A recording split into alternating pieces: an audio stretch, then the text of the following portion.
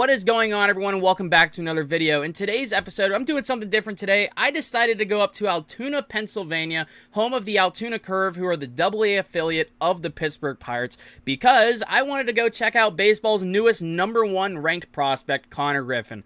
Konnor Griffin, so far, is only 19 years old, was just drafted 9th overall in last year's MLB draft out of high school, known as the best high school prep bat in the draft. He won the Gatorade High School Player of the Year for baseball, and he is already in AA. He surged through low A Bradenton, he surged through high A Greensboro, and right now his scouting grades look like this: a 55 hit, a 60 power, a 70 run, a 70 arm, and a 60 field. Overall grade of a 65. That is awesome. Like I said, he is only 19 years old. He's 6'4". He's very tall in person. As I'm saying this, I'm only 5'6", but it was like, this dude's only 19, and he looks like a unit. But yeah, Konnor Griffin is killing it this year. Here's some interesting stats about him so far this season. Across 3 levels, including the game I went to, he is hitting .329, a .409 OBP, a .512 slugging, and a .921 OPS in 106 games in the minor leagues this year. He as well has 138 hits, 21 doubles, 4 triples, 16 home runs, and 75 ribbies. So Konnor Griffin has been amazing, and let me just say this, I brought up the speed tool. He has 62 stolen bases across 3 different minor league levels. So far, so good. So far in the first week in Altoona, he already has 3. He had 33 in Greensboro, 26 in Bradenton as well. So Konnor Griffin, the speed is there. A player he's been compared to has been Bobby Witt Jr., especially in these minor leagues, what we've seen so far. And let me just say this. If the Pirates can get a Bobby Witt Jr. type out of Konnor Griffin, thank you, Lord above, because we need something like that on the offense here for the Buccos. But let's get into this game so far. So basically, they were playing the Reading Fightin' Phils in this game. The Curve did lose 6-2, but let's just go through each Konnor Griffin at bat, because this is what the people, I think you all have clicked this video for, what I saw. So I went through and actually filmed each at bat at the best of my ability. We were in a weird spot. We had like the dugout door next to us, so I was trying to like aim my camera so you could actually see the at-bat. So I'll just play the ending of these ABs so we don't have to sit through all of them. But basically, he started it out with a ground out and almost looked like I thought he was going to beat the throw to first, and this is where you would see that is the speed tool come into play. Of course, he was thrown out, however. His second at-bat is where the most action we saw out of him on the bases. He ended up working a walk, wanted to steal second, wasn't able to, he just hit over to second base, and then we got to see the speed on the bases. I thought at first he was stealing third base, but eventually I found out it was just a pass ball. Like I said, I was looking more so at Konnor Griffin rather than the at-bat, which I probably should have, but I wanted to make sure I got the shot at Konnor Griffin if he stole a base. I thought it was. I got excited, but it was just, he advanced to third, avoided the tag, that is, on the passed ball, and then he eventually did score home. I didn't record that, but he did score the first run for the Curve in this game. At that point, it was 3-1. The Fightin' Phils, however, were hitting the ball hard. The Curve were working an opener in this game that kind of was a 3-man bullpen, and today they only used 3 pitchers, but it felt like it was going to be more. It went 3 innings for one guy, 4 innings for the next, 2 innings for the next, and the first guy allowed a lot of hits. He had 6 hits in 3 innings. At one point, it was like 6 hits across 1 1/3 innings. The Reading Fightin' Phils were hitting him hard. But back to Konnor Griffin. At bat number 3, I thought we were about to witness the first ever home run in AA for Konnor Griffin. Everyone in the ballpark thought it was. I'll just play the clip right here for you guys.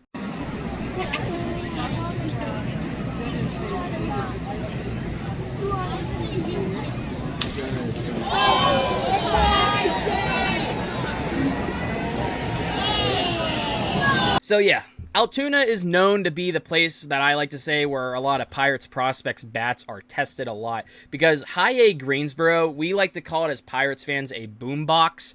AA Altoona is not a boombox. It is a very pitcher-friendly park, and literally in the same inning as Merlin Valdez, who hit about 20 home runs in high A Greensboro this year, was called up a few weeks prior to Konnor Griffin, hit a ball even harder, and it went into left center, and it also died at the wall. That one sounded like it was going to go, and it even sounded better off the bat. And in the Konnor Griffin AB, one of my buddies I was with, he even noticed that Termar Johnson, who was hitting next, also thought it was gone. The whole dugout thought it was gone, and even Konnor Griffin thought it was gone. So that kind of stunk. And in his next at-bat as well, Konnor Griffin hit a hard liner, and I thought it was dropping. From my angle, it looked like it was going to right. It ended up being like a sharp line out to the center fielder. It was also hit very well off the bat, as you can see in the clip. But yeah, Konnor Griffin ended up 0 for 3 with a walk. After this game, he was hitting 250, as OPS is only 520 in the minor leagues. But like I said, this was only his 4th game in Double-A at the time. This was his first full week in Double-A, so I'm not expecting this type of play out of him. And it's crazy. Literally, the game before, he had 3 hits, and the next day he got an RBI. And we even missed O'Neal Cruz on a rehab assignment by 1 day, which kind of sucked as well. But other highlights from this game, we got to see Termarr Johnson get a base hit. Like I said, Esmeralyn Valdez, one of my favorite prospects so far this season as well, had a hit. Other guys, Javier Rivas, who they called up, he's kind of had a little bit of a slow start in Double-A Altoona. He was as well called up, kind of getting that bat adjusted. He had a hit. And then going over the Phillies side, they had a guy, if you're a big prospect guy, you'll know this dude. If you're a Phillies fan especially, Aiden Miller had a great game. The Reading Fightin' Phils had some good at-bats this entire game, what I'll say.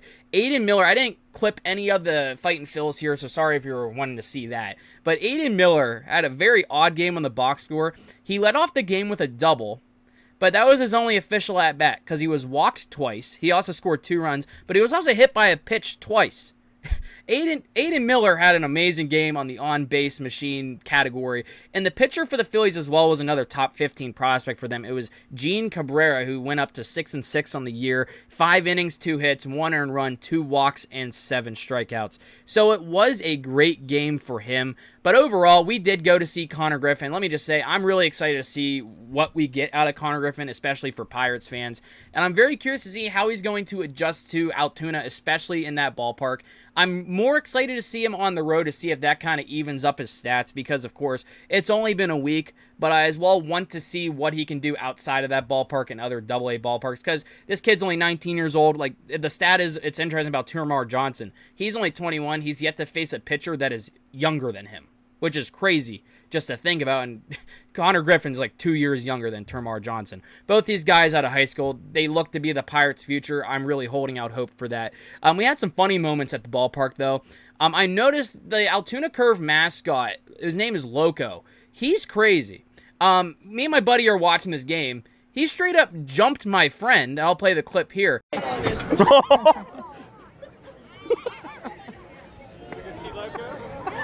He also made a fart noise in my face. I thought mascots weren't allowed to talk, but I heard a mascot for the first time ever. He basically went like a little fart noise, so that was interesting.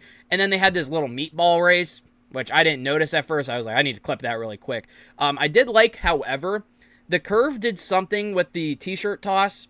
They took this like Jeep all around the ballpark. It wasn't just like the ball boys and ball girls throwing t-shirts from the dugouts. No, they had this t-shirt gun with the mascot, and he actually went around the whole stadium. So that was cool.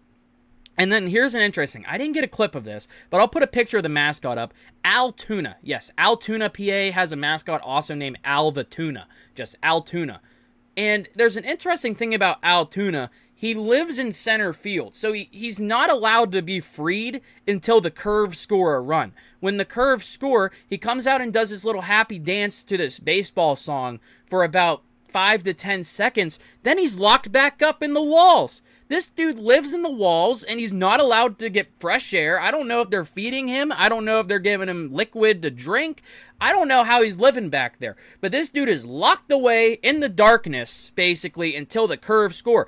And the crowd starts chanting, "We want Al." I feel bad for Al the Tuna because he's just locked away with, I don't know what he does in that wall. Like, he lives in the center field walls. Is he allowed out if they get shut out? Does he have to live there? Especially, per se, it's a Sunday series, and they go on a 2-week road trip, because in Double-A they have like 6-game series, okay? If they don't score on a Sunday, does Al the Tuna or Altoona have to live in the outfield walls for about 2 weeks at a time without being freed? Who knows? But yeah, Altoona did come out. He was literally walking the concourse, and I'm like, where'd the fish go?